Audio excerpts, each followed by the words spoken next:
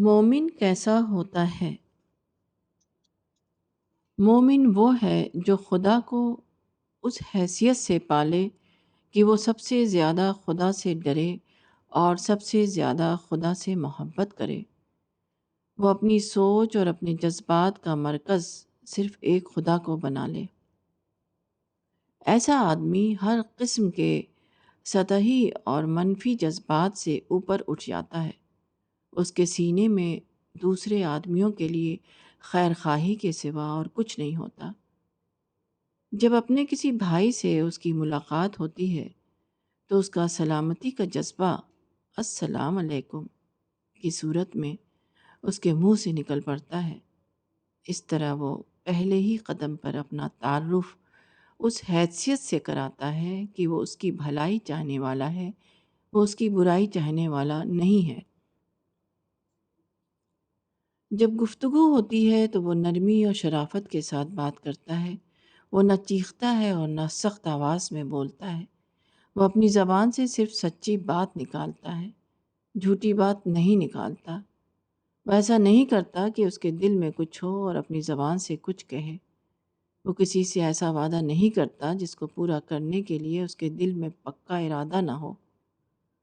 کوئی ایسی بات پیش آ جائے جس سے اس کے دل پر چوٹ لگی ہو، تب بھی وہ بیہودہ انداز اختیار نہیں کرتا۔ کوئی چھوٹا ہو تو وہ اس کے ساتھ حقارت کا رویہ اختیار نہیں کرتا۔ کسی کے ساتھ اس نے احسان کیا ہو تو وہ اس کو طعنہ نہیں دیتا۔ وہ اپنے چھوٹوں کے لیے ہمدرد ہوتا ہے اور جو اس سے بڑے ہیں ان سے ادب کے ساتھ پیش آتا ہے۔ مومن کے دل میں خدا کا ڈر سمایا ہوا ہوتا ہے۔